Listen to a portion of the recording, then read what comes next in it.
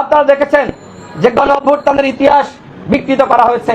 ঢাকা বিশ্ববিদ্যালয়ের শিক্ষার্থীরা, বিশেষ করে রোকেয়া হলের শিক্ষার্থীরা স্লোগান দিয়েছিল, তুমি কে আমি কে, রাজাকার রাজাকার।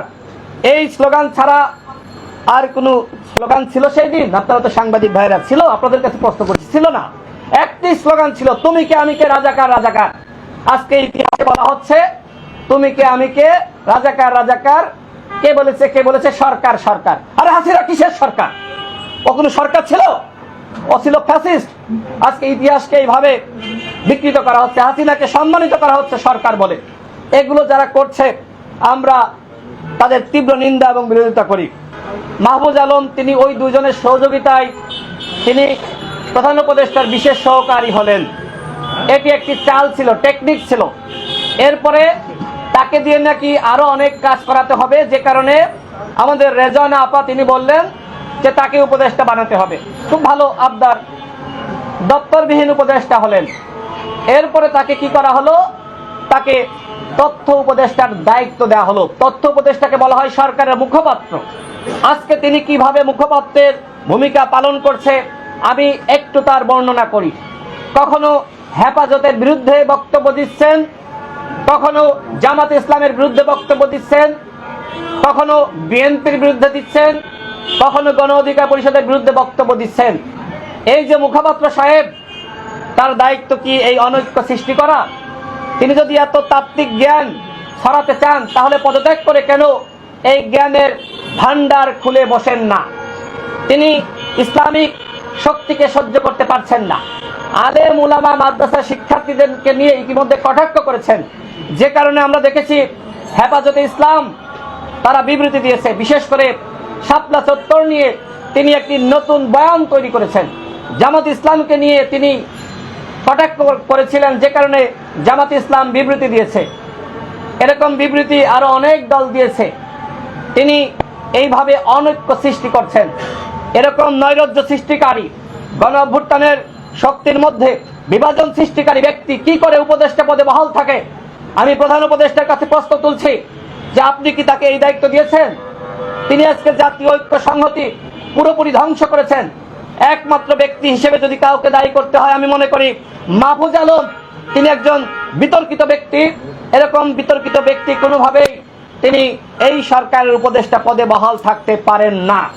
আমরা তার পদত্যাগ দাবি করছি।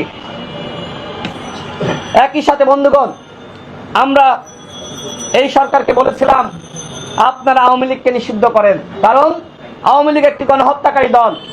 আমরা ইতিহাসে পাঠ করেছি ৭১-এর পরে শেখ মুজিবের নেতৃত্বে জাসদ এবং ওই সময়কার ভিন্ন মতের রাজনৈতিক দলগুলোর প্রায় ৩০,০০০ উপদেষ্টারা বলেন যে 80% আওয়ামী লীগের পুলিশ।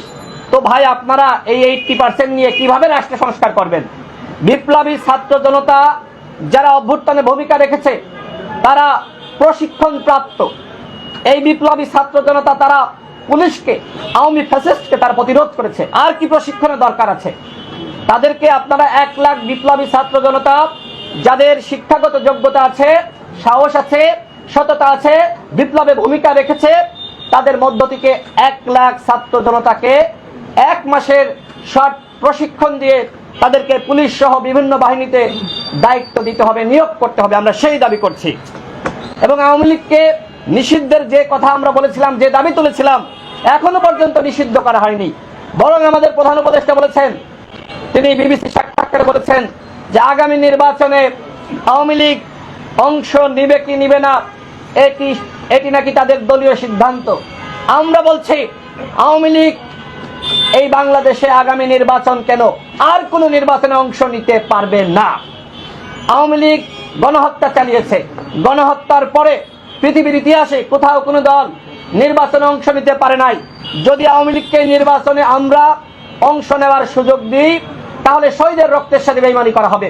গণ অধিকার পরিষদ সেই বেঈমানি করার সুযোগ দিবে না ইনশাআল্লাহ। আমরা এই কারণে দাবি করছি অনতি বিলম্বে হাইকোর্টের মাধ্যমে অথবা সরকারি সিদ্ধান্তে সকল রাজনৈতিক দলগুলোকে ডেকে জাতীয় সংলাপ আহ্বানের মাধ্যমে আওয়ামী লীগকে অবশ্যই নিষিদ্ধ করতে হবে। পাশাপাশি 3টি নির্বাচন নিয়ে বিতর্ক রয়েছে। শুধু বিতর্ক না, স্পষ্ট প্রমাণ রয়েছে এই তিনটি নির্বাচন অবৈধ নির্বাচন। সুতরাং 14 সালের নির্বাচন, 18 সালের নির্বাচন, 24 সালের নির্বাচনকে অবশ্যই হাইকোর্টের মাধ্যমে অবশ্যই অবৈধ ঘোষণা করতে হবে। এই নির্বাচনে যারা অংশ নিয়েছিল, যারা দামি মামি এমপি ছিল, এদেরকে দুদকের মাধ্যমে পাকড়াও করতে হবে, এদের সম্পদ বাজেয়াপ্ত করতে হবে।